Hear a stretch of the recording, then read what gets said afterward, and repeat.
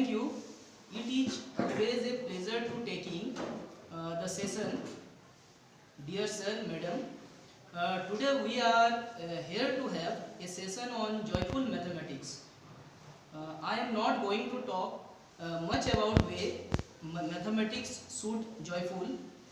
We all understand that in all the school we have seen that as children grow up, move to higher classes, suddenly mathematics becomes a big barrier. It is a mental block.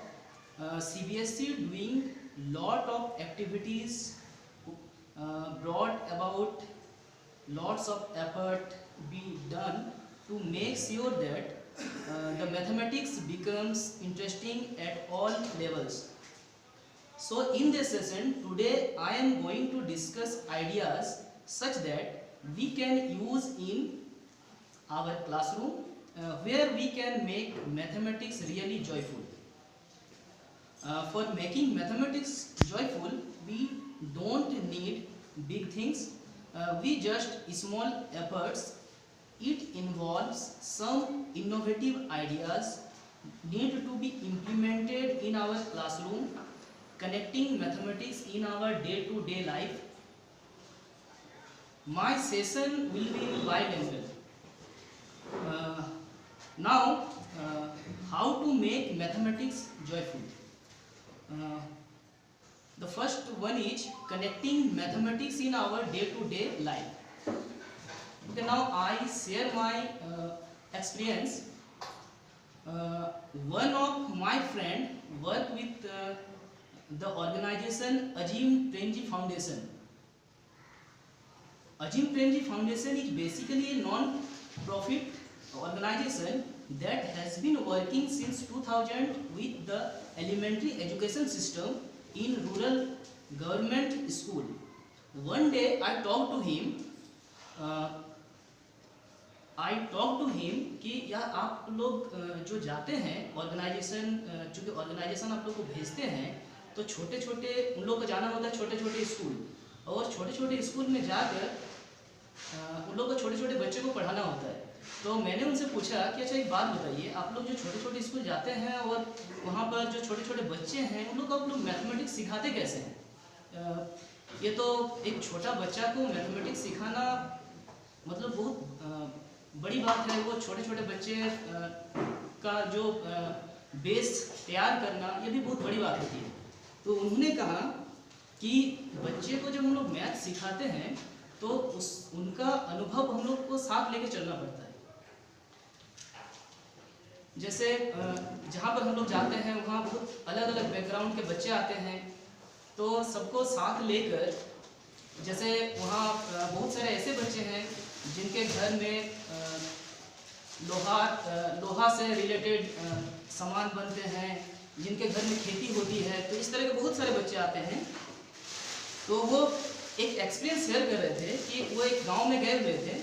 वहाँ जब गए school तो बच्चों लोग से पहले interaction करने के लिए कुछ सवाल पूछे. वो क्वेश्चन जो था वो मौखिक था. पहले वो ओरल उनसे पूछा गया मैथमेटिक्स के बारे में, कुछ क्वेश्चन पूछे, और पूछने के बाद तो वो बोले कि हम डायरेक्ट मैथमेटिक्स से सवाल कुछ हल नहीं किए. हम लोग क्या किए कि हम लोग उनसे पहले पूछे कि अच्छा आप लोग दुकान जाते हैं क्या?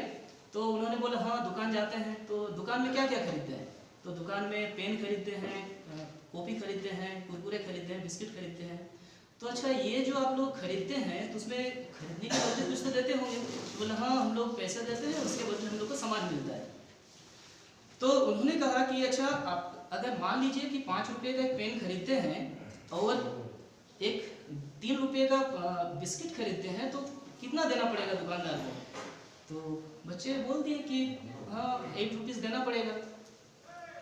तो बोले कि ये तो ठीक चल रहा था, लेकिन क्या है कि उसके बाद हम लोग बच्चों से पूछना शुरू किए कि क्या एक काम करते हैं आज कि रोज़ आप लोग क्या करते हैं, हम लोग सवाल देते हैं और आप लोग सॉल्व करते हैं. आज क्या कीजिए, आप लोग सवाल दीजिए हमको, सवाल बना के लाइए और हम सॉल्व करेंगे इसका. तो बच्चे बोले कि हाँ ये तो थोड़ा इंटरेस्टिंग चीज़ है, इससे पहले तो हम लोग को सिर्फ सवाल को सॉल्व करना होता था, आज पहली बार हम लोगों को मिला है कि नहीं हमको सवाल देना है और मतलब हम लोग के जो सर है वो सॉल्व करेंगे। तो उन्होंने क्या किया कि घर गए, घर जाकर सॉल्व कुछ क्वेश्चन बनाना शुरू किया। उन लोग का क्वेश्चन बेसिकली अपना बैकग्राउंड से रिलेटेड था। जैसे जिनका बैकग्राउंड में कोई अगर उनका मम्मी पापा सब्जी बेचते थे तो उन लोग क्या करते थे, वो क्वेश्चन बना के लाए सब्जी से रिलेटेड। किन्हीं का घर में कोई शॉपकीपर है उनके पापा, तो वो उसी टाइप से सवाल बना के आ रहे थे। और उसके बाद क्या हुआ कि जब उनसे पूछा गया, जब वो सवाल बना के आए तो सबसे पहले क्या था कि उन लोग सिर्फ ये लिख के लाए थे कि अच्छा हम दुकान गए, दुकान में हम 5 रुपये का बिस्किट लिए, 5 रुपये का कुरकुरे लिए, बस वो उतना ही लिख के ला रहे थे। तो मतलब ये था कि वो लोग अच्छे से क्वेश्चन को उस टाइम फ्रेमिंग तो नहीं कर पा रहे थे, लेकिन वो थोड़ा थोड़ा समझ रहे थे कि हाँ क्या है कि हम लोग जो 5 रुपये का कुरकुरे लाते हैं, 5 रुपये का बिस्किट लाते हैं, तो जब वो लेकर आए उनके पास तो वो बोले कि अच्छा इसमें तो आप क्वेश्चन दिए ही नहीं हम लोग को, इसमें क्या लिखे हैं कि सिर्फ यहाँ पर लिखा हुआ है कि आप दुकान गए हैं, दुकान से आप बिस्किट लिए हैं और कुरकुरे लिए हैं। अब जब तक आप इसको क्वेश्चन दीजिएगा नहीं तो हम सॉल्व कैसे करेंगे। तो बच्चे को समझ में आ रहा था कि अच्छा इसमें हम लोग को कुछ और ऐड करना पड़ेगा, इसमें सिर्फ हम लोग इन्फॉर्मेशन दिए। तो इसके बाद फिर गए, तो फिर जाने के बाद क्या किए वो लोग, फिर बिस्किट, कुरकुरे, पेन से रिलेटेड क्वेश्चन लिखने लगे और बाद में वो क्वेश्चन भी देने लगे कि हमको कितना दुकानदार को देना पड़ेगा। तो इस तरह से हम लोग क्या वो लोग बच्चों का क्या होने लगा कि थोड़ा थोड़ा वो लोग एक तो अपना डेली लाइफ से उन लोग का रिलेट था, तो लोग मैथ्स को बहुत अच्छे से समझ भी रहे थे थोड़ा थोड़ा करके। और उन लोगों को क्या होने लगा था, मज़ा भी आने लगा था मैथ्स में कि नहीं अब हम लोग क्वेश्चन भी बना सकते हैं। तो क्या है कि जब भी हम लोग को मैथ्स बच्चे को सिखाना होता है, बेसिकली छोटे छोटे बच्चे को, तो हम लोग को ये भी करना चाहिए कि वो लोग अपने से क्वेश्चन भी बनाएं। इससे क्या होगा, उन लोग के अंदर भी एक उत्सुकता जो है वो मतलब जगी हुई रहती है, तो वो भी उन लोग के सामने आएगा, वो लोग भी जो क्वेश्चन बनाएंगे तो मैथ्स के प्रति थोड़ा रुझान होंगे। एक्चुअली आज हम लोग का टॉपिक भी है जॉयफुल मैथमेटिक्स, और हम लोग इस बात का डिस्कस भी यहाँ करने वाले हैं कि मैथमेटिक्स को हम लोग किस तरह से जॉयफुल बनाएं। और क्या है कि हम लोग गणित शिक्षण का उद्देश्य भी यही है कि बच्चों के जो थॉट को मैथमेटाइज करना है, मैथमेटाइज करना या तार्किक क्षमता का विकास करना है। तो इस प्रक्रिया में बहुत सारे प्रोसेस इन्वॉल्व भी होते हैं। तो मैथमेटाइज करने के लिए कुछ प्रोसेस बहुत इंपॉर्टेंट है, जैसे रिप्रेजेंट करना। रिप्रेजेंट करना है क्या, तो अगर बच्चे खुद से अगर कुछ सीख रहे हैं, जैसे दुकान गए, कुछ सामान लिए, इससे क्या होगा उन लोगों को थोड़ा सा रिप्रेजेंट करने का, उसके बाद विजुअलाइजेशन करने का उनके पास थोड़ा थोड़ा पावर डेवलप होने लगता है। इसके बाद वो क्या करते हैं, फिर जब वो आता है उसके पास विजुअलाइज कर पाते हैं, उसके बाद वो प्रॉब्लम को सॉल्व भी करना सीख जाते हैं। तो इस तरह से बच्चे कुछ न कुछ सीख रहे थे। फिर जब उनसे पूछा गया कि अच्छा बच्चे को सबसे ज़्यादा दिक्कत कहाँ हो सकती है, तो उन्होंने कहा कि बच्चे को सबसे ज़्यादा दिक्कत होता है वर्ड प्रॉब्लम में। वो लोग वर्ड प्रॉब्लम को पढ़ते तो हैं और पढ़ने के बाद उनको समझ में नहीं आता है कि करना क्या होता है। और बेसिकली हम लोग से भी कुछ गलती हो जाती है कि जब बच्चे को हम लोग पढ़ाते हैं तो कुछ कीवर्ड में फोकस भी कर देते हैं। कीवर्ड में फोकस का जैसे अगर क्वेश्चन में लिखा हुआ है कि ऐड लिखा, मतलब टोटल लिखा हुआ है, टोटल लिखा हुआ है तो ऐड कर दीजिए। उसके बाद अगर कहीं पर हिंदी में अगर मतलब लिखा हुआ है कि घटा, इसमें कितना घटेगा, तो हम लोग सब्जेक्ट कर देते हैं। तो इस तरह से कुछ हम लोग भी जो है बेसिक हम लोग भी गलती कर बैठते हैं, जबकि ऐसा नहीं होना चाहिए। हम लोग बच्चे को प्रॉपर सेंटेंस प्रॉपर बता करके जब हम लोग क्वेश्चन को पढ़ेंगे तो बच्चे भी जब पढ़ेंगे तो उनको भी समझ में आना चाहिए।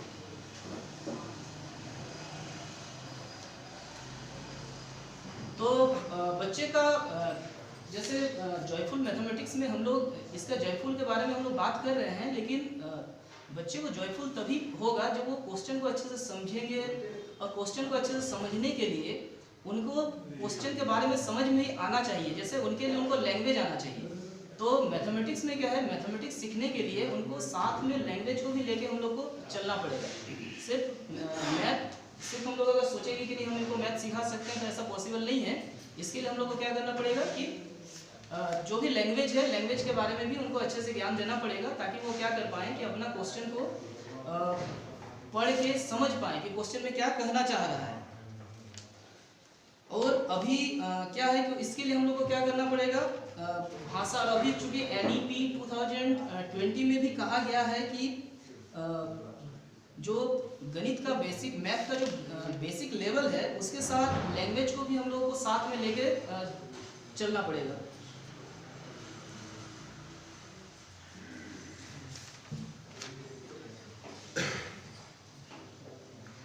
और क्या होगा कि हम लोग अगर बच्चे को कोई मैथ्स प्रॉब्लम सॉल्व कर रहे हैं तो हम लोग क्या करें कि उनसे रिलेटेड ही सवाल पहले पूछें, उनके आसपास का। जैसे अगर वो पूछे बच्चों से कि अच्छा आप लोग आज मार्केट गए थे तो सब्जी खरीदने किसके साथ जाते हैं, तो बोलेंगे मम्मी पापा के साथ जाते हैं। अच्छा, मान लीजिए कि सब्जी आपका कोई सब्जी है, जैसे आलू है, आलू को अगर आप मान लीजिए 5 रुपये 15 रुपीज़ केजी रुपया आप लेते हैं, तो हम लोग 2 केजी अगर आलू लेंगे तो कितना देना पड़ेगा दुकानदार को। तो बच्चे जब रिलेट करना सीखेंगे अपने डेली लाइफ से, तब उनको थोड़ा समझ में आएगा और कहीं ना कहीं उन लोगों का जो बेसिक्स है वो भी धीरे धीरे डेवलप होते रहेगा।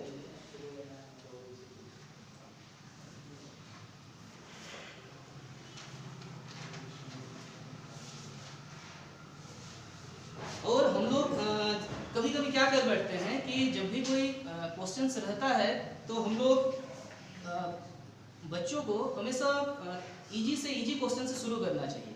जैसे हम लोग कभी कभी क्या करते हैं, एक एग्जांपल के तौर पर ले रहे हैं, जैसे किसी बच्चे से अगर हम लोग पूछें कि राम के पास 4 पेंसिल है और मोहन ने 3 दिए तो अब उसके पास कितना पेंसिल होगा। इसमें अब बच्चे थोड़ा कंफ्यूज कर जाते हैं क्योंकि इसमें कुल नहीं लिखा हुआ है। अगर कुल लिखा रहता तो ऐड कर देते, लेकिन अगर हम लोग इसको अच्छे से समझाएं तो वो लोग अब क्या करेंगे कि अगर उसमें कुल लिखा है, किसी कीवर्ड में फोकस न होकर वो अपना क्वेश्चन को सॉल्व कर सकते हैं। तो इस तरह से 2 क्वेश्चन ले रहे हैं और वो क्वेश्चन हम लोग को देखना चाहिए कि किस तरह से क्वेश्चन का लेवल अचानक से न बढ़ा करके धीरे धीरे बढ़ा है। जैसे एक क्वेश्चन तो अभी बताएं कि राम के पास 4 पेंसिल है और मोहन ने 3 दिए तो अब उनके पास कितने पेंसिल हो गए। और दूसरा क्वेश्चन क्या है कि मैंने 4 पेंसिल दे दी, अभी मेरे पास 7 पेंसिल है, तो मेरे पास कितनी पेंसिल थी। अब दोनों क्वेश्चन में अगर देखा जाए तो इसमें थोड़ा सा बुनियादी फर्क है। पहला वाला से दोनों में हम लोग को ऐड करना है, लेकिन पहले वाले से दूसरे वाले जो क्वेश्चन है वो थोड़ा सा हार्ड है। इसमें बच्चे को समझने में भी दिक्कत होगी कि नहीं, पहले 4 पेंसिल जो 4 पेंसिल दे दिए, इसके बाद अभी मेरे पास 7 पेंसिल बचा हुआ है, तो मेरे पास कितने पेंसिल होगी। तो ये थोड़ा सा, तो हम लोग को भी क्वेश्चन जब बच्चों से करना चाहिए तो धीरे धीरे लेवल को बढ़ाना चाहिए। अचानक से बढ़ाने से उन लोगों को भी दिक्कत होगी। दूसरा बात, हम लोगों को सबसे पहले तो क्या है कि शॉर्टकट से बचना चाहिए। मतलब सवाल में जो कुल देखने पर जोड़, कितना बचा हुआ देखने पर घटाव, ये करा देने से ये बच्चे को ये एक्चुअली बच्चे को समझाने का गलत तरीका है। और अगर हम लोग बच्चे का उत्तर देखते हैं तो विश्लेषण में सिर्फ देखें कि सही क्या है और गलत क्या है, तो समझ नहीं पाएंगे बच्चे सोच किस तरह से रहा है। क्योंकि हर बच्चे का व्यक्ति का गणित करने का अपना तरीका होता है और अलग अलग होता है। उस तरीके पर अपना, अगर हम लोग कोई अपना, जैसे हम लोग कोई क्वेश्चन सॉल्व कर रहे हैं, क्वेश्चन सॉल्व कर लिया और बच्चे को बोल दिए कि देखो ये हम लोग क्वेश्चन सॉल्व किए हैं, ये इस तरह से सॉल्व होगा, तो ऐसा नहीं है। कोई भी मैथ्स को सॉल्व करने का कोई, अगर हम लोग कोई स्टैंडर्ड प्रोसेस को अपना करके बच्चे को थोप देते हैं कि नहीं इसी मेथड से बनेगा, तो ये दिक्कत है, तब बच्चे को हम लोग मैथ नहीं सिखा पाएंगे। इसके लिए क्या करना पड़ेगा, बच्चे को खुद से सॉल्व करने देना है। बीच में वो मिस्टेक कर सकते हैं तो उनके पास जाके हम लोग को ये देखना पड़ेगा कि मिस्टेक जो कर रहे हैं तो उसका कारण क्या हो सकता है। ये जो मिस्टेक कर रहे हैं, क्या इनके बेसिक्स में कोई प्रॉब्लम है क्या, या क्या दिक्कत है। तो वो जब तक हम लोग उनको सॉल्व करके उनके बारे में अच्छे से विश्लेषण नहीं करेंगे, तब तक हम लोग बच्चे को मैथ्स अच्छे से नहीं सिखा पाएंगे। उसके अंदर जोड़ने हल करने के तरीके में वेरिएशंस होते हैं, सब बच्चे होते हैं, सब बच्चे भले हम लोग कोई क्वेश्चन अगर बोर्ड में दिए किसी बच्चे को सॉल्व करने के लिए, सब सॉल्व भी कर रहे हैं, लेकिन जब अंदर में प्रोसेसिंग होता है उनके बीच में, तो ऐसा जरूरी नहीं है कि हम लोग जैसे सोच रहे हैं सब बच्चा सेम टाइप से सोचे, ऐसा कोई जरूरी नहीं है। सबका सोचने का तरीका अलग अलग हो सकता है। हाँ, लास्ट में सॉल्व करते टाइम आंसर सेम आएगा, लेकिन बीच का जो प्रोसेस है वो सेम नहीं रहेगा, वो एकदम अलग अलग रहेगा। बच्चे को उस चीज़ों को करने का परिप्रेक्ष्य क्या है और समझ क्या है, ये हम लोग को देखना पड़ेगा। वो तर्क क्या इस्तेमाल कर रहा है, और उस तर्क पर बातचीत भी होनी चाहिए। जैसे आप ये स्टेप जो लिख दिए, ये मतलब कैसे लिखे, क्यों लिखे, क्या आपके पास क्या कारण था जो आपने ये लिख दिए। तो ये बच्चा जब आपको बताएंगे कि नहीं हम ये स्टेप इसके कारण लिखे हैं, तो आपको समझ में आएगा कि अच्छा इसमें या तो ये दिक्कत है, या अगर अच्छे से सॉल्व कर रहे हैं तो बहुत अच्छी बात है। और इसके बाद जैसे हम लोग क्या है कि अगर मान लीजिए कोई अगर एग्जांपल लेते हैं, बच्चे को हम लोग पढ़ा रहे हैं फैक्टराइजेशन, ये रेशनल नंबर को ऐड करना। क्लास 3 या 4 के बच्चे को अगर हम लोग रेशनल नंबर को ऐड करना सिखा रहे हैं, तो जैसे मान लीजिए अगर हम उनको दिए ऐड करना 3/4 प्लस 4/3, वो क्या कर रहे हैं बच्चे, ऐड कर दिए 7/7 लिख दिए। तो इसका मतलब क्या, बच्चे को नंबर का थोड़ा सा ज्ञान तो है, लेकिन उसको सॉल्व करने नहीं आता है कि रेशनलाइज मतलब रेशनल नंबर को कैसे ऐड किया जाए, फ्रैक्शन को कैसे ऐड किया जाए। वो क्या किए, जो ऊपर वाला पार्ट है मतलब न्यूमरेटर को न्यूमरेटर के साथ ऐड कर दे रहे हैं और डिनोमिनेटर को डिनोमिनेटर के साथ ऐड कर दे रहे हैं। इसका मतलब क्या है कि उनका बेसिक्स में कुछ प्रॉब्लम है। हम लोगों को क्या करना चाहिए, उनके पास जाके उनको समझाना चाहिए कि नहीं इस फ्रैक्शन को ऐसे ऐड नहीं किया जाता है, इसके लिए हम लोग को एलसीएम लेना पड़ता है, इसको इस तरह से सॉल्व करना पड़ता है। और सबसे एक इम्पोर्टेंट बात ये भी है कि बच्चों की जो गलतियां होती है वो गलतियां एक्चुअली नहीं होती है, वो बच्चों को सोचने समझने के लिए बहुत महत्वपूर्ण कड़ी होती है जो हमारे शिक्षण प्रक्रिया में मदद करते हैं। तो इस तरह से हम लोग क्या कर सकते हैं कि बच्चे को अपना डेली लाइफ से एग्जाम्पल देकर बच्चे को थोड़ा थोड़ा मोटिवेट कर सकते हैं, बच्चे को मैथ सिखाने के लिए। अभी क्या है कि मैथ सिखाने के लिए हम लोग के पास मैथमेटिक्स को जॉयफुल बनाने के लिए हम लोगों के पास बहुत सारा तरीका है, जिनमें से कुछ तरीका, उनमें से एक तरीका ये है आर्ट इंटीग्रेशन। मतलब अपने मैथ्स जब हम लोग बच्चे को सिखाते हैं तो उसमें अपना आर्ट को कैसे इन्वॉल्व किया जाए। हमारे क्लासरूम के अंदर इनोवेटिव टीचिंग का जरूरत क्यों पड़ता है, खासकर मैथमेटिक्स में। मैथमेटिक्स के अलावा और बाकी सब्जेक्ट भी है, लेकिन खासकर मैथमेटिक्स में बोलना चाहूँगा कि क्यों ज़रूरत पड़ रहा है। क्योंकि आमतौर पर खासकर मैथ्स में हमें क्लास की निरस्ता को खत्म करना होता है। ज़्यादातर बच्चे एक तरह से क्वेश्चन क्या है, कुछ क्वेश्चन दे दिए और वो क्वेश्चन फॉर्मूला लगा के सॉल्व कर रहे हैं। तो बच्चों के अंदर थोड़ा निरस्ता भी आ जाती है कि क्या एक ही फॉर्मूला से हम लोग सारा क्वेश्चन को सॉल्व कर रहे हैं। तो इसीलिए हम लोग को क्या करना पड़ता है कि वो ट्रेडिशनल मेथड को छोड़कर हम लोग को कुछ ऐसा मेथड या ऐसा कुछ उपाय करना पड़ता है जिसके चलते क्या आपका क्लास क्या हो, थोड़ा इंटरेस्टिंग लगे। अगर हम लोग किसी टॉपिक को मैथ्स में विजुलाइज करा पाएँ तो ये बच्चे को बच्चे क्या करेंगे, चैप्टर को आसानी से रोचकता के साथ कर पाएंगे। और एक बार वो अगर विजुलाइज कर लिए तो वो क्या करेंगे, आगे भूलेंगे नहीं, वो याद रह जाएगा उनके लिए। जैसे मान लीजिए कि अगर हम लोग सर्कल और स्फीयर पढ़ा रहे हैं और सर्कल और स्फीयर में बच्चे को कंफ्यूजन होने लगता है कि देखने में तो सब एक जैसा है, क्योंकि हम लोग विजुलाइज अगर बोर्ड में फिगर बना रहे हैं तो स्फीयर और सर्कल का जो पहले कभी देखे नहीं उनको लगता है ये दोनों एक ही चीज़ है। लेकिन अगर उसको किसी तरह का हम लोग विजुलाइज करा पाएँ, उनसे रिलेटेड चाहे कोई एग्जाम्पल देकर, तो बच्चे को क्या होगा, समझने में आसानी होगा और वो एक बार समझ जाएंगे तो बहुत अच्छे से याद रख पाएंगे। और हम लोग जानते हैं कि क्लासरूम में बहुत डिफरेंट टाइप के लर्नर रहते हैं और हम लोग को क्या करना पड़ता है, सेम कॉन्सेप्ट को डिफरेंट टाइप से बताना पड़ता है। जिससे क्या होता है कि अलग अलग टाइप के लर्नर होने के कारण एक ही चीज़ को अलग अलग टाइप से बताने से ही सब बच्चे समझ पाएंगे। क्योंकि अगर हम लोग एक तरीके से अगर बता दिए तो हो सकता है किसी बच्चे को समझ में आए, किसी बच्चे को समझ में नहीं आए, तो ये दिक्कत होती रहती है। लेकिन अगर हम लोग अलग अलग तरीके से सबको समझाएं तो वो समझ जाएंगे। और जॉयफुल बनाने के लिए हम सब जानते हैं कि कुछ आर्ट है क्लास में जिसमें क्या कर सकते हैं, उसको यूज करके हम लोग जॉयफुल बनाया जा सकता है। जिसमें से एक बहुत इम्पोर्टेंट है जिसमें से क्या है, म्यूजिक है। तो म्यूजिक से क्या हो सकता है कि हम लोग अपने क्लास के रोचकता को बढ़ा सकते हैं, बनाए रख सकते हैं। बच्चे अच्छे से पढ़ेंगे भी। जब हम लोग किसी मैथ्स में अगर उनको म्यूजिक के साथ ऐड कर देते हैं तो बच्चे बहुत आसानी से समझ भी जाते हैं। और क्या होता है कि हम लोग म्यूजिक को बहुत जल्दी याद भी कर लेते हैं। तो इसी से चूँकि मैथ का म्यूजिक में क्या रिलेशन है, इसके लिए एक छोटा सा बताना चाहता हूँ कि मैथमेटिक्स में एक फील्ड मेडल्स होते हैं। फील्ड मेडल्स बोला जाता है, जैसे बाकी सब्जेक्ट में नोबल्स बोला जाता है, तो मैथ्स के क्षेत्र में अगर जो मैथ में बहुत उत्कृष्ट प्रदर्शन करते हैं उनको फील्ड मेडल्स दिया जाता है, जो कि 4 साल में एक बार दिया जाता है। तो फील्ड मेडल्स जब 2014 में दिया गया तो उनमें दिया गया है एक इंडियन है, नाम है मंजुल भार्गव। मंजुल भार्गव वो department of mathematics eight Princeton university से हैं।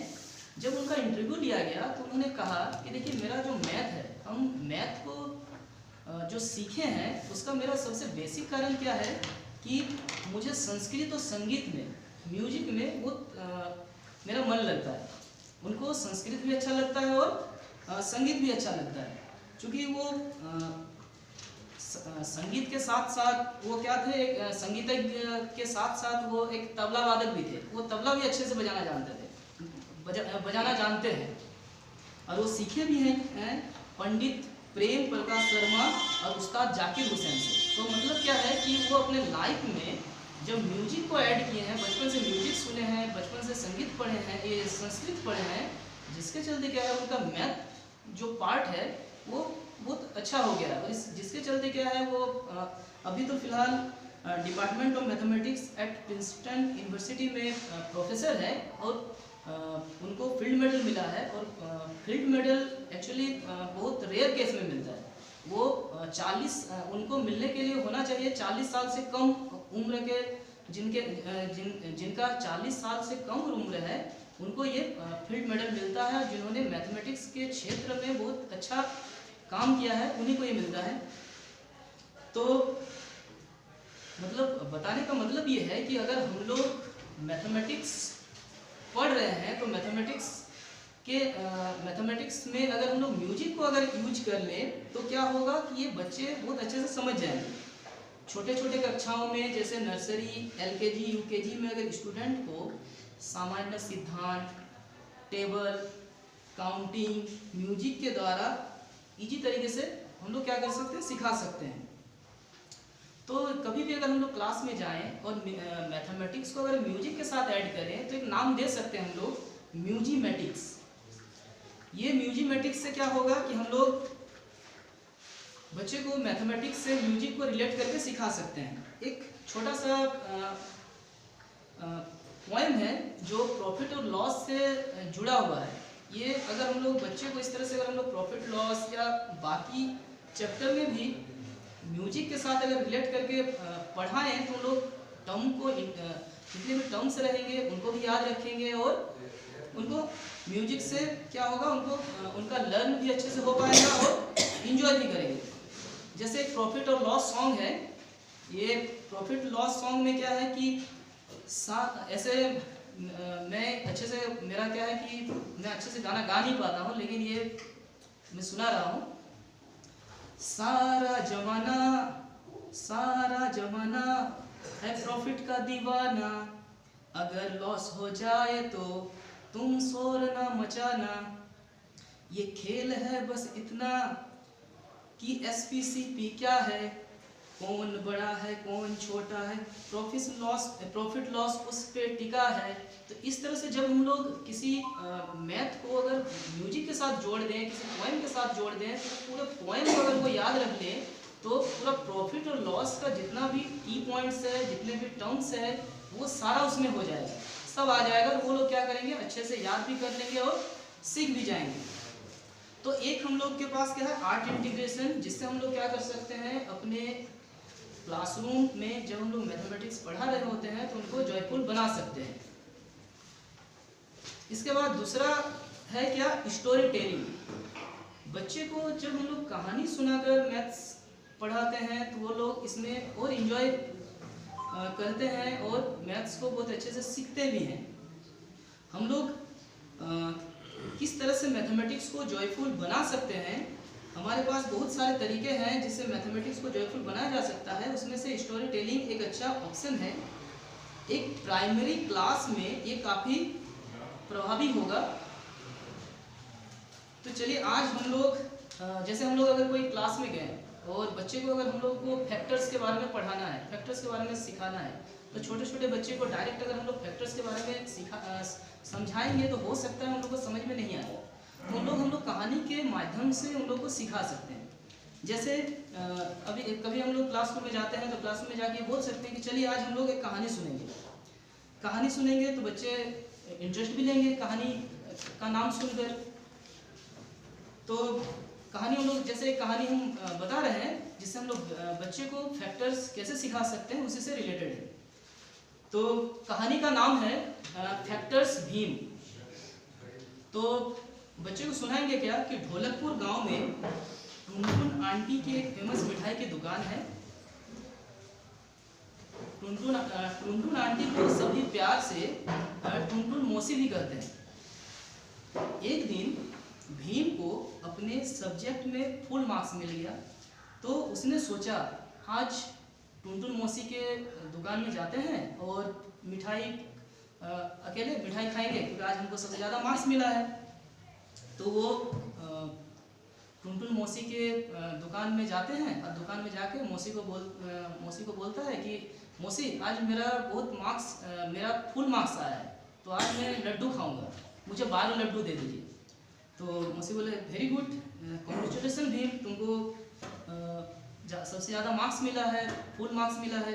तो ये लो तुमने बोला था 12 लड्डू चाहिए, ये लो तुम्हारे 12 लड्डू। तो भीम सोचने लगा कि अच्छा अभी मेरे पास 12 लड्डू है तो अभी मैं अकेले खा जाऊंगा सारे लड्डू। जैसे वो खा रहे थे तभी उनका दोस्त है छुटकी, वो आ जाती है। अब क्या है, उनको बांटना पड़ेगा, 12 लड्डू को बराबर हिस्सों में बांटना पड़ेगा। तो वो क्या करता है कि अब 6 लड्डू दोनों मिलकर बांटने लगते हैं। तो अभी 12 को हम लोग 2 × 6 लिख सकते हैं। बच्चे को जब हम लोग ये कहानी सुनाएंगे तो बच्चे इंटरेस्टिंग के साथ सुनेंगे भी। इसके बाद जैसे वो लोग खाने वाले थे तब तक उनका एक दोस्त और है राजू, वो आ जाते हैं। राजू को अब देना पड़ेगा। तो अब हम लोग के पास 12 लड्डू था। अब 3 लोग हैं, एक छोटा भीम है, एक छुटकी है और एक राजू है। अब 3 लोग हैं, 3 को 4 लड्डू देना पड़ेगा। इसके बाद जैसे वो खा रहे हैं तब तक जग्गू आ गया। अभी क्या है, बच्चे चूंकि छोटा भीम देखते हैं, उनको सारा कैरेक्टर उनको पता है कि कौन छुटकी है, कौन छोटा भीम है। और ये जब आप कहानी के माध्यम से जब मैथ्स पढ़ाना शुरू करते हैं तो बच्चे बहुत इंटरेस्टिंग सुनते भी हैं। तो इसके बाद जग्गू आ जाते हैं। तो 12 अब लड्डू है, 12 लड्डू का आप लोग अब क्या कर सकते हैं, 4 × 3 4 को 3 में बांट सकते हैं। अब धीरे धीरे क्या होता है कि बच्चों में जब छोटा भीम अकेले था तब वो पूरा 12 लड्डू खा सकता था। इसके बाद जब छुटकी आई तब उनके पास क्या हो गया, 2 × 6 हो गया।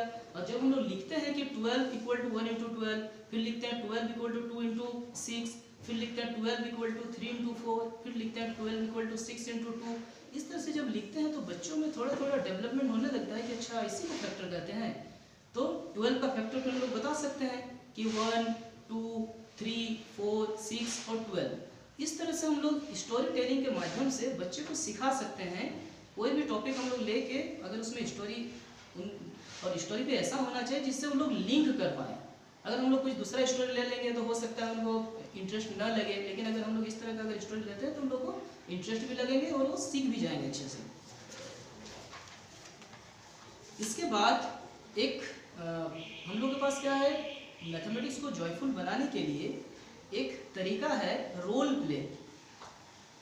रोल प्ले में क्या करते हैं, जैसे अगर हम लोग को नर्सरी के बच्चे को सिखाना है शेप के बारे में तो हम लोग नाम दे सकते हैं शेप प्ले। तो शेप प्ले में क्या होगा कि छोटे छोटे बच्चे हैं उनको बोला जाएगा कि काम कीजिए, आप लोग का जो जैसे शेप है, ट्रायंगल है, सर्कल है, क्वाड्रिलेटरल है, ये जितने भी शेप है सब घर से बना के लाना है और सबको क्या करना है, अपने पास रखना है। और वो शेप में नाम लिखा रहेगा। इसके बाद क्या होगा कि जब आपकी सबको बोलने को कहा जाए तो एक एक करके आप लोग को बोलना है कि ये ट्रायंगल है और ट्रायंगल से रिलेटेड कोई एक सेंटेंस। जैसे ट्रायंगल है तो इनका तीनों ये इनका 3 साइड होता है। तो इस तरह से क्या होता है कि बच्चों में जब इस तरह का रोल प्ले करके या बच्चे जब रहेंगे साथ में तो बोलेंगे अरे मैं तो ट्रायंगल हूँ, तो कोई दूसरा जो और बच्चे रहेंगे वो बोलेंगे मैं तो सर्कल हूँ, कोई बोलेंगे मैं तो क्वाड्रिलेटरल हूँ। इस तरह से वो क्या होगा उनके बीच में, मतलब वो क्या करेंगे इस तरह से, एक तो शेप से रिलेटेड अच्छे से समझ में आ जाएगा, दूसरा उनको याद भी हो जाएगा कि अच्छा ट्रायंगल, वो ट्रायंगल बना था, ट्रायंगल ऐसे होता है। तो इस तरह से हम लोग क्या कर सकते हैं, शेप प्ले के का यूज करके हम लोग बच्चे को सिखा सकते हैं। इसके बाद आता है अगर हम लोग थोड़ा सा ऊपर क्लास में जाते हैं तो कॉन्ग्रुएंस ऑफ ट्रायंगल आता है। और कॉन्ग्रुएंस ऑफ ट्रायंगल में हम लोग बच्चे को क्या कर सकते हैं कि चूँकि शेप है, शेप प्ले नाम दिए हैं तो शेप का यूज करके पिक्चर बनाना। जैसे अगर हम लोगों को किसी चीज़ का पिक्चर बनाना है तो हम लोग बोल सकते हैं कि एक काम कीजिए, ये ट्रायंगल लीजिए और इसी ट्रायंगल से हम लोग को सारा पिक्चर बनाना होगा। जैसे अगर एलिफेंट का फिगर बनाना हो तो एलिफेंट का फिगर हम लोग कॉन्ग्रुएंट ट्रायंगल से कैसे बना सकते हैं, तो कॉन्ग्रुएंट ट्रायंगल्स का यूज करके हम लोग एलिफेंट का फिगर बनाएंगे, चाहे किसी भी पिक्चर को लोग बना सकते हैं। इसके बाद अगर रेशियो प्रोपोर्शन का अगर हम लोग को बच्चों को भी सिखाना है तो शेप प्ले का कैसे यूज करेंगे, तो कोई भी शेप रहेगा, अब उस शेप को हम लोग इक्वल पार्ट्स में डिवाइड करके और पूछ सकते हैं किसी शेप में कलर करके कि बताइए ये कितना पार्ट कलरिंग हुआ है, कितना पार्ट कलरिंग नहीं हुआ है। इस तरह से हम लोग रेशियो प्रोपोर्शन को भी शेप प्ले के का यूज करके हम लोग सॉल्व कर सकते हैं। इसके बाद बच्चे को अगर हम लोग को जैसे स्क्वायर और स्क्वायर रूट सिखाना है तो बच्चे को हम लोग ये बोल सकते हैं कि काम कीजिए, आप लोग एक घड़ी बनाइए, उस घड़ी में क्या कीजिए, उसमें जितने भी आप लोग नंबर जानते हैं वो सारा नंबर को क्या कीजिए कि नंबर नहीं रहेंगे, सारा स्क्वायर रूट के फॉर्म में रहेंगे। तो इससे क्या होगा, बच्चे को पता चलेगा कि अच्छा ये 12 है, 12 की जगह पर हम लोग क्या कर सकते हैं रूट अंडर 144 लिख सकते हैं। 1 की जगह पे हम लोग क्या कर सकते हैं रूट अंडर 1 लिख सकते हैं। 2 की जगह पे रूट अंडर 4 लिख सकते हैं। इस तरह से क्या होगा, एक हम लोग के पास इनोवेटिव आइडिया भी होगा और बच्चे खेल खेल में स्क्वायर रूट को सीखेंगे भी और उनको इसमें क्या होगा कि वो इंजॉय भी करेंगे सीखते सीखते। इसके बाद शेप का यूज करके जैसे क्या होता है ना, क्लास 9 और 10 के स्टूडेंट को कांस्टेंट और वेरिएबल में कंफ्यूजन रहता है कि किसको कांस्टेंट कहेंगे किसको वेरिएबल कहेंगे। तो हम लोग फिगर पिक्चर के माध्यम से उन लोग को हम बता सकते हैं कि कौन सा कांस्टेंट है कौन सा वेरिएबल। जैसे कोई रोड है, रोड में गाड़ी चल रही है तो गाड़ी में जो भी कोई गाड़ी या कार चल रही होगी तो कार चल रही है तो पिक्चर में दिखेगा कि जो चल रही है वो वेरिएबल है, लेकिन आसपास में जैसे बिल्डिंग है, पेड़ है, जो भी चीज है ये सब आपका कांस्टेंट हो जाएगा। इसके बाद एक तरीका है लर्निंग फ्रॉम मिस्टेक। ये हम लोग बच्चों को ये नहीं सिखाते हैं, लेकिन एक्चुअली ये भी करना चाहिए। क्या करना चाहिए कि बच्चे को क्वेश्चन सॉल्व करके दे देना चाहिए, लेकिन उसमें मिस्टेक रहना चाहिए। जैसे अगर हम लोग कोई क्वेश्चन सॉल्व कर रहे हैं x² - a² = x + y × x - 1, और अगर बोला जाए कि इसको सॉल्व कीजिए और ये सॉल्व करके दे दें तो हम लोग सॉल्व करके अगर x² - y² = x + y × x - y रहे तो क्या करेंगे, और x = y अगर उसमें पुट करेंगे तो क्या होगा 0 0 कैंसिल हो जाएगा, 1 = 2 हम लोग प्रूव करके दिखा दें। तो इसमें क्या है, अगर बच्चे मिस्टेक ढूंढ पाए तो इसका मतलब क्या है कि बच्चे समझ रहे हैं कि कहाँ पर मिस्टेक है, कहाँ पर वो लोग जिस स्टेप में मिस्टेक है वो स्टेप बता पा रहे हैं कि नहीं ये मिस्टेक है, ये नहीं होना चाहिए, इसके चलते 1 = 2 प्रूव हो गया। तो ये सारा चीज हम लोग कर सकते हैं। इसके बाद नेक्स्ट है क्लासरूम को जॉयफुल बनाने के लिए हम लोग क्या कर सकते हैं, टेक्नोलॉजी का यूज कर सकते हैं। Use of technology concept clarity. अब क्या है कि टेक्नोलॉजी का यूज हम लोग आमतौर पे टेक्नोलॉजी का यूज तो करते हैं, लेकिन टेक्नोलॉजी का यूज तो करते हैं लेकिन क्या होता है कि अच्छे से नहीं कर पाते हैं। हम लोग इससे पहले देख चुके हैं, कोरोना के टाइम हम लोगों को सारा चीज़ ऑनलाइन करना होता था। बच्चे का क्लास लेना, बच्चे को पढ़ाना, सारा चीज़ ऑनलाइन होता था। इस ऑनलाइन के दौरान अगर हम लोग थोड़ा भी टेक्निकली अगर साउंड नहीं होते तो हम लोग बच्चे को नहीं पढ़ा पाते। तो अगर हम लोग टेक्नोलॉजी को यूज करते हैं तो टेक्नोलॉजी को यूज करने से हम लोग क्या करते हैं, बच्चे को अच्छे से विजुलाइज करा सकते हैं, दिखा सकते हैं चीज़ को। जिनमें से एक है जियो बोर्ड। जियो बोर्ड में क्या है कि अगर जियो बोर्ड से अगर हम लोग बच्चे को पढ़ाते हैं तो इसमें बच्चे बहुत अच्छे से सारा चीज़ को विजुलाइज कर सकते हैं, अच्छे से सारा चीज़ को फील भी कर सकते हैं। दूसरा है जियो जेब्रा। ये जियो जेब्रा मतलब बहुत अच्छा एप्लीकेशन है। इससे क्या कर सकते हैं, जैसे अगर हम लोग को बच्चे को सर्कल, शेप्स, वॉल्यूम्स के बारे में अगर हम लोग को पढ़ाना है तो जियो जेब्रा हम लोग के लिए बहुत मदद करने वाला साबित होगा, क्योंकि जियो जेब्रा में आपका सारा चीज दिया हुआ है। जैसे अगर हम लोग क्या करते हैं कि अगर हम लोग को वॉल्यूम और सरफेस पढ़ाना होता है तो देखते हैं कि बच्चे को वॉल्यूम और सरफेस में दिक्कत होने लगती है। दिक्कत क्या होती है कि अगर हम लोग कोई सिलेंडर है और सिलेंडर में अगर कोई कोन को अगर सरमाउंटेड कर देते हैं तो बच्चे समझ नहीं पाते हैं कि क्या मतलब इसके अंदर ये है, तो किस तरह से सॉल्व करें। मतलब अच्छे से जब कभी हम लोग क्या करते हैं कि जब टोटल सरफेस एरिया निकालने बोलते हैं बच्चे को सिलेंडर का, और अगर उसमें हेमी स्फीयर अगर रहे तो उसमें बच्चे को दिक्कत होने लगती है। दिक्कत इसलिए होने लगती है क्योंकि टोटल सरफेस एरिया, जो कर्व सरफेस एरिया और बेस एरिया मिला के हम लोग जब बनाते हैं, लेकिन उसमें बच्चे समझ नहीं पाते कि कब हम लोग को लेना होता है, कब सरफेस एरिया बेस एरिया को ऐड करना होता है, कब हम लोग को बेस एरिया को सब्ट्रैक्ट करना होता है। तो इसमें बच्चे को थोड़ा दिक्कत होने लगती है। लेकिन अगर हम लोग टेक्नोलॉजी का यूज करके अगर उनको जियो जेब्रा, जियो बोर्ड में अगर अच्छे से समझाएं, अच्छे से दिखाएं तो विजुलाइज कर पाएंगे कि अच्छा क्यों हम लोग जो कभी बेस को माइनस करते हैं, कभी बेस को ऐड करते हैं, तो क्या कारण है, तो अच्छे से समझ भी जाएंगे। तो इसमें टेक्नोलॉजी का हम लोग यूज करके अपना क्लासरूम को बहुत अच्छे से जॉयफुल बना सकते हैं। और खासकर मैथमेटिक्स में हम लोगों को टेक्नोलॉजी को यूज करना बहुत ज़रूरी भी हो जाता है। इसके बाद इनोवेटिंग टीचिंग। इनोवेटिंग टीचिंग में क्या है, जैसे इनोवेटिंग टीचिंग के लिए हम लोग डाइस का यूज कर सकते हैं। जैसे अगर छोटे बच्चे को अगर हम लोग को सिखाना है ऐड, तो क्या होगा कि अगर हम लोग बोर्ड में ऐड दें तो वो थोड़ा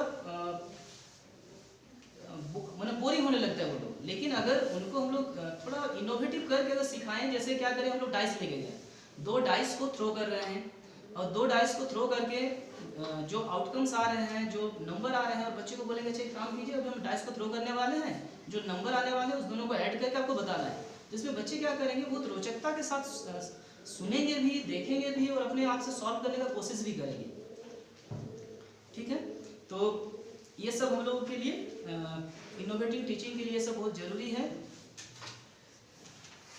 और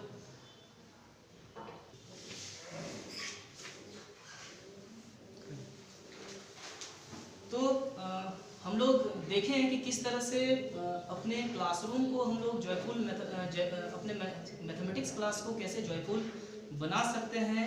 इंटीग्रेशन का, आर्ट ऑफ इंटीग्रेशन का यूज करके, रोल प्ले, ये सब यूज़ ऑफ टेक्नोलॉजी का यूज करके, ये सब से हम लोग अपना क्लासरूम को जॉयफुल बना सकते हैं।